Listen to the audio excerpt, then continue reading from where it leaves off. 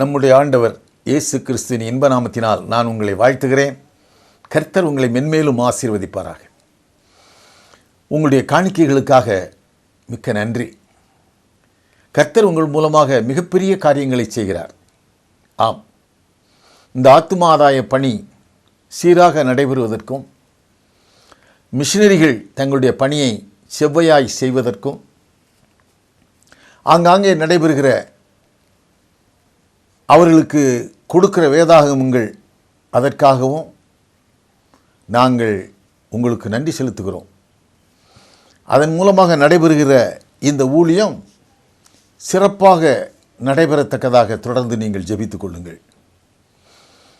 உங்களுடைய கடிதங்களை தேவனுடைய பாதத்திலே வைத்து நான் ஜெபிக்கும்போது கர்த்தர் பலவாறு எனக்கு வெளிப்படுத்துகிறார். நீங்கள் தொலைபேசியிலே தொடர்பு கொண்டு பல்வேறு காரியங்களை நீங்கள் என்னிடத்தில் சொல்லும்போது அவைகளெல்லாம் நான் மனதில் இருத்தி ஜெபிக்கிறேன். கர்த்தர் அதற்கு சரியான பலனை தருகிறார். இதற்கு மேலே ஒன்றும் நான் சொல்ல முடியாது. அதிகமாய் சுமக்கிற போற்றருக்கு நாம் கொஞ்சம் பணம் அதிகமாகத்தான் கொடுக்க வேண்டும் அல்லவா?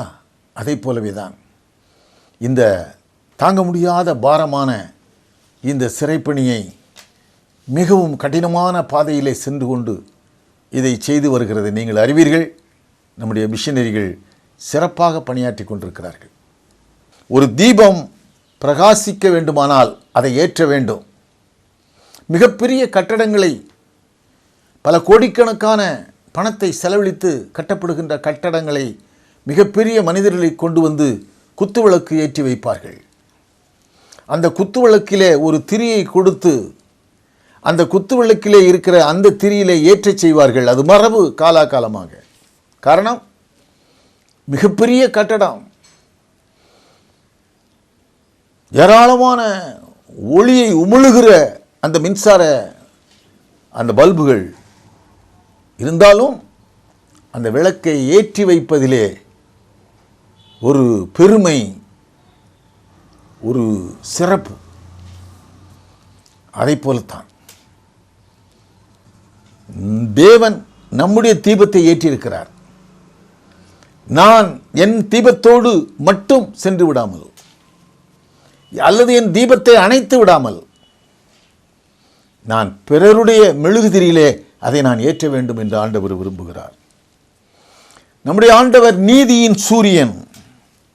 நாம் ஒளியின் பிள்ளைகளாக இருக்க வேண்டும் என்பது அவருடைய விருப்பம். ஆனால் ஒரு மெழுகுதிரி எரிந்தால் ஆயிரக்கணக்கான மெழுகுதிரியை ஏற்றி வைக்கலாம். அணைந்திருக்கிற மெழுகுதிரியை கையிலே ஏந்தி கொண்டு சென்றால் ஒரு பயனும் கிடையாது. வேதம் சொல்லுகிறது, எழும்பி பிரகாசி, உன் ஒளி வந்தது என்று. என்னுடைய ஒளி இந்த உலகத்திலே பிரகாசிக்க வேண்டும் என்று நான் விரும்புகிறேன். என்னுடைய ஒளி. ஆம் அன்பானவர்களே, இதுவரை சிறையிலே 8650 பேர் கொடூரமான குற்றவாளிகள் மனம் திரும்பி ஆண்டவரை ஏற்றுக்கொண்டிருக்கிறார்கள் என்பதிலே நான் மிக்க மகிழ்ச்சி அடைகிறேன். 32 ஆண்டுகளாக நடைபெற்ற இந்த ஊழியத்தின் மூலமாக ஆத்தும ஆதாயம் பெற்று தங்கள் கிராமங்களிலே ஊழியங்களை செய்து வருகிறார்கள் என்பதிலே நான் மிக பெருமையாக சொல்ல முடியும். காரணம், ஒரு மெழுகுதிரி அநேக திரிகளை ஏற்றி வைக்க முடியும். நான் என் தீபத்தை ஏந்தி கொண்டு செல்கிறேனா? அது அணையாது காப்பாற்றி ஆண்டவர் நீங்கள் பூமிக்கு வெளிச்சமாயிருங்கள் என்று சொன்னார். நான் வெளிச்சமாக இருக்கிறேனா? என்னுடைய வெளிச்சத்தின் மூலமாக மற்றவர்கள் சீராக சென்று கொண்டிருக்கிறார்களா? ஒரு இருட்டிலே நடப்பவன் ஒரு டார்ச் லைட் அவனுக்கு இருந்தால் அவன் தவறி விழமாட்டான். பள்ளம் மேடாக இருந்தாலும் சரி, எதுவாக இருந்தாலும் சரி, அவன் கையிலே வெளிச்சம் இருக்கிறது. அப்படியானால் நான் வெளிச்சமாக ஒளியின் பிள்ளைகளாக இருக்கிறேனா என்று நாம் எண்ண வேண்டும். ஒரு தடவை நெப்போலியன் ஒரு மலை மேலே உட்கார்ந்துருந்திருக்கான். அந்த கிராமத்தை அவனுடைய படைகள் சூழ்ந்து இருக்கிறார்கள். அப்பொழுது நிருபர்கள் கொஞ்சம் பேர் வந்து நெப்போலியன்ட்ட ஐயா, நீர் போகிற இடமெல்லாம் வெற்றியாக இருக்கிறதே, அதனுடைய ரகசியம் என்ன என்று கேட்டார்களாம்.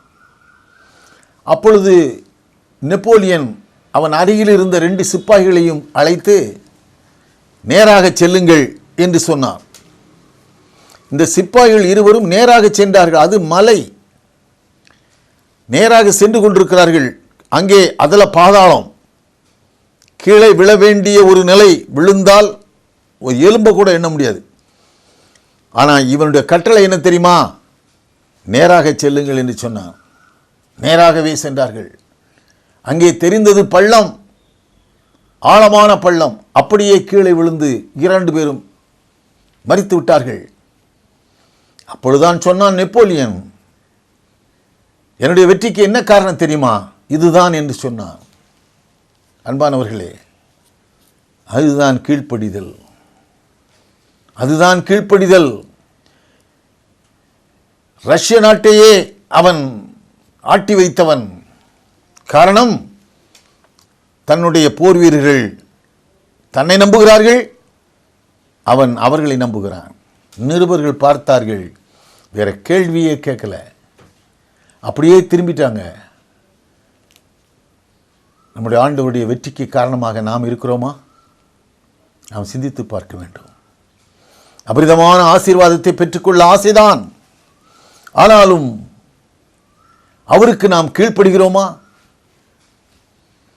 நாம் வாழ்க்கையில் வெற்றி பெற வேண்டுமானால், ஒரு சாதாரண நெப்போலியன் மிக குறுகிய காலத்திலே வாழ்ந்து மரித்தவன், அவனுக்கு இந்த நாடே கீழ்ப்படிந்திருந்தது என்றால், வானத்தையும் பூமியையும் படைத்து சர்வ வல்லமையுள்ள நம்முடைய ஆண்டவருக்கு நாம் கீழ்ப்படியும் போது எவ்வளவாய் பெரிய தியாகமாக இருக்க முடியும் என்று எண்ணி பாருங்கள். நான் ஆரம்ப காலங்களில் இந்த ஊழியத்துக்காக சிறைக்குள் செல்லும் பொழுது மிகவும் பயப்படுவேன். அது போகக்கூடாத இடம். காரணம், கொடூரமான குற்றவாளிகள் தண்டிக்கப்பட்டு வைக்கப்பட்டிருக்கிற ஒரு இடம். அதற்குள் உனக்கு என்ன வேலை என்றுதான் கேட்பார்களே தவிர வேறு எதுவும் அங்கு கேட்கப்படக்கூடிய கேள்வியாக இருக்காது. அங்கே சூப்பரண்டன்ட் AK-47 என்று சொல்லக்கூடிய அதிவேகமாக சுடக்கூடிய துப்பாக்கியை இடுப்பிலே வைத்துக் கொண்டுதான் செல்வார். காரணம், எந்த நேரத்தில் எதுவும் நடக்கலாம். பயங்கரமான குற்றவாளிகள், தீவிரவாதிகள், மாவோயிஸ்டுகள், நக்சலைட்டுகள் இருக்கிற இடம். ஆனால் நானோ என்னுடைய ஆண்டவராகிய இயேசு கிறிஸ்துவை நம்பி ஒரு வேதாகமத்தை கையில் எடுத்துக்கொண்டு உள்ளே செல்லுவேன். 32 ஆண்டுகளாக இந்த ஊழியம் நடைபெற்றிருக்கிறது. நான் சாகவில்லை, உயிரோடு இருக்கிறேன். காரணம், ஆண்டவர் என்னோடு இருக்கிறார். இந்த ஊழியத்தை செய்யும் போது கர்த்தர் எனக்கு துணையாக இருக்கிறார் என்ற ஒரு தைரியம் தானே தவிர வேறொன்றுமில்லை. இப்பொழுது நான் பயப்பட வேண்டிய அவசியம் இல்லை. காரணம், என் மேய்ச்சலின் ஆடுகள் அங்கே இருக்கின்றன. நான் உள்ளே போகும்போது ஏராளமானவர்கள் என்னை சுற்றி கொண்டிருப்பார்கள், ஐயா ஐயா என்று. அவர்கள் வழிகாட்டுவார்கள். நான் இப்பொழுது செல்லுகிறேன். நான் உட்கார்வதற்கு அருமையான நாற்காலியை போட்டு கொடுத்து எனக்கு முன்னே 100 பேர் அமருகிறார்கள். மேய்ச்சலின் ஆடுகள் என்று நான் சொல்லுவேன். வேதாகமத்தை சுமந்து செல்லுகிறவர்களை நான் பார்க்கிறேன். காரணம் என்ன? தீபத்தை ஏற்றி இருக்கிறோம். அது நீங்கள் தான். அந்த ஆசீர்வாதம் உங்களுக்கும் உங்கள் பிள்ளைகளுக்கும் வரட்டும் என்று நான் ஜெபித்துக் கொண்டிருக்கிறேன். அந்த வேதாகமங்களின் மூலமாக ஏற்றப்பட்ட அந்த வெளிச்சம். வேலூர் ஜெயில் தான் பெரிய ஜெயில், 250 ஏக்கருக்கு மேலே மிகப்பெரிய ஜெயில் வேலூர் ஜெயில். மிக கொடூரமான குற்றவாளிகள் அங்கே இருப்பார்கள். ஆனாலும் கூட ஆத்தும ஆதாயத்தின் மூலமாக கர்த்தர் அங்கே அவர்களோடு பேசும் பொழுது அவர்கள் முழுக்க முழுக்க ஆண்டவரை ஏற்றுக்கொண்டு அவர்கள் வருகிறார்கள். காரணம் என்ன? நீங்கள் ஜெபிக்கிற ஜெபம் தான். நீங்கள் ஜெபிக்கிற ஜெபம் எனக்கு உற்சாகத்தை மட்டுமல்ல, ஒரு இரத்த சாட்சியாக மரிப்பதற்கு கூட நான் தயாராக இருக்கிறேன் என்பது என் உள்ளத்திலே கொழுந்து விட்டு எரிந்து கொண்டிருக்கிறது. சிறைச்சாலையிலே நடைபெறுகின்ற ஊழியங்கள் சக்தி வாய்ந்த ஊழியங்களாக பரிணமித்துக் கொண்டிருக்கின்றன. தொடர்ந்து ஜெபியுங்கள். ஜெபிப்போமா? கிருபை நிறைந்த எங்கள் நல்ல ஆண்டவரே, அருமையான இந்த வேளைக்காக நாங்கள் உம்மை நன்றியோடு துதிக்கிறோம் சாமி. கர்த்தாவே, நீர் எங்கள் கரங்களிலே கொடுக்கப்பட்ட இந்த ஊழியம் அநேகரை ஆண்டவரே நீதிக்குட்படுத்தத்தக்கதாக, எங்களை ஞானவான்களாக இந்த உலகத்திலே நாங்கள் வாழ கர்த்தர் கிருபை செய்திருக்கிறீர் சுவாமி. அதற்காக உமக்கு ஸ்தோத்திரம். நாங்கள் குடும்பமாக நாங்கள் உம்மை ஆராதித்து மாத்மல்ல, எங்களுடைய கைகளின் பிரயாசத்தை நீர் ஆசீர்வதித்துக் கொண்டிருக்கிறீர் அப்பா. உமக்கு நன்றி சுவாமி. நாங்கள் அநேகரை நீதிக்குட்படுத்துகிறோம். இந்த ஆசீர்வாதம் எங்களுக்கும் எங்கள் பிள்ளைகளுக்கும் என்றென்றும் இருக்கத்தக்கதாக நான் ஜெபிக்கிறேன். எனக்கு முன்னே அமர்ந்திருக்கிற பிள்ளைகள் என்ன தேவைகளோ அவைகளை எல்லாம் நீ நிறைவேற்றி ஆசீர்வதியும் சுவாமி. அவர் கரங்களை பலப்படுத்தும், அவர்களுக்கு துணையாயிரும். இயேசு கிறிஸ்துவின் நாமத்தினாலே கேட்கிறோம் நல்ல பிதாவே, ஆமென், ஆமென். நம்முடைய ஆண்டவராகிய இயேசு கிறிஸ்துவின் இன்ப நாமத்தினால் நான் உங்களை வாழ்த்துகிறேன். நீங்கள் நினைத்தபடி நமது மிஷனரிகள் இந்திய மத்திய சிறைச்சாலைகளிலும் அவர்கள் குடும்பங்களிலும் நம்முடைய ஆண்டவரின் நாமத்தை கூறி மகிமைப்படுத்தி முழுமையான ஆத்தும ஆதாயம் செய்து வருகிறார்கள். அரசு வழங்கிய ஆணையின்படி தமிழ்நாடு, கேரளா, கர்நாடகா, பாண்டிச்சேரி, ஆந்திரா, மகாராஷ்டிரா, அந்தமான், திகார் போன்ற பல்வேறு சிறைகளிலும் வெளியில் அவர்கள் குடும்பங்களிலும் ஆத்தும ஆதாயம் செய்து வருவது நீங்கள் அறிந்ததே. நமது ஊழியத்தின் உச்சக்கட்டம் என்பது ரட்சிக்கப்பட்ட சிறை நண்பர்களின் திக்கற்ற ஏழைகளாக நிற்கும் அவர்களின் வயது வந்த பெண்களுக்கு திருமணம் செய்து வைப்பதாகும்.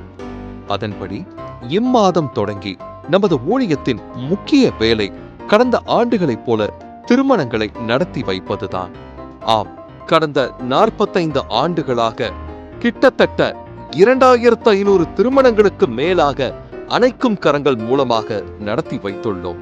திருமணங்களை நீதிபதிகள், துணைவேந்தர்கள், ஆட்சியாளர்கள், பேராயர்கள், சிறை உயர் அதிகாரிகள் மற்றும் அந்தந்த ஊர் பெரியவர்கள் முன்னிலையில் ஆங்காங்கே அவரவர் கிராமங்களில் திருமண மண்டபங்கள் வாடகைக்கு எடுத்து மணமக்களுக்கு ரோஜா மாலைகள், வேதாகமங்கள், துணிமணிகள், போக்குவரத்து செலவுகள், சீர்வரிசைகளாக ஒரு அண்டாவில் பண்ட பாத்திரங்கள், இன்னொரு அண்டாவில் அரிசி, பருப்பு, மளிகை சாமான்கள், தலையணை, ஜமக்காலம் இவைகளை கொடுத்து சிக்கனமான ஒரு திருமணம் நடத்த ரூபாய் 40,000 செலவாகிறது.